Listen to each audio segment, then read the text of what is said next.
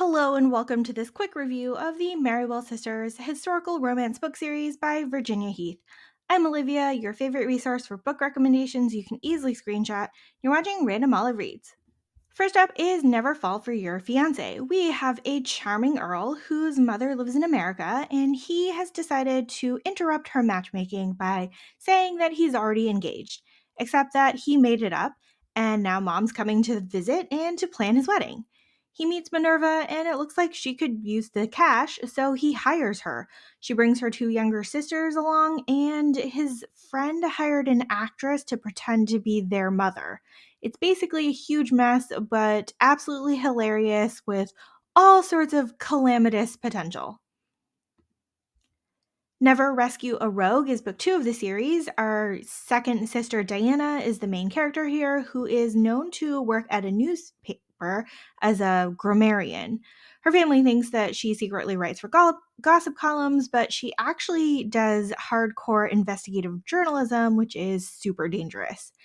She, in the course of her investigations, warns her family friend Giles of an impending engagement, and so he goes to confront his father about it. Turns out his father, who's a duke, is planning to get married to secure his succession due to a big secret from the past that makes it so that Giles may or may not actually be the true heir.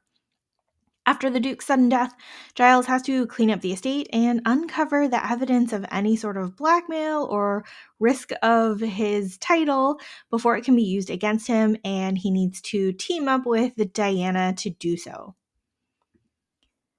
We're on to book 3, Never Wager with a Wallflower, and this one takes place a couple years after the second book.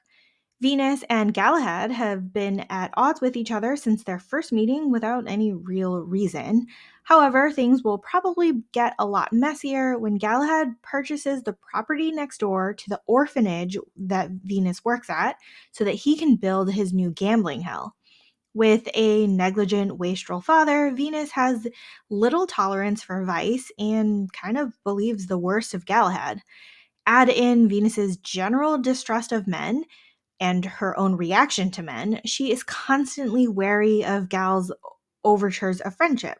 Galahad doesn't want a potential war on his doorstep, so he aims to enter a truce with Venus before telling her about the gambling hell.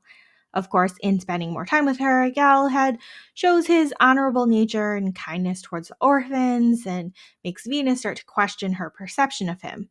Of course, it'll all come crashing down once she finds out what's going on with the property next door. This book was a pretty nice wrap up of the series, showing how far the sisters have come from their desolate circumstances in book 1. And of course, I always like to read like a tragic hero backstory. Overall, this was a fun series with a lot of humor. My favorite was book 1 with the fake engagement trope and all the chaos with the hired actress for the mother and the main character's mother just trying to meddle and plan her son's wedding. While this series does take place in chronological order, the books still make total sense if you read them as standalone. Thank you so much for watching this video. Links to these 3 books are in the description box. Like and subscribe to get updates, and you can follow me on Instagram at randomolive.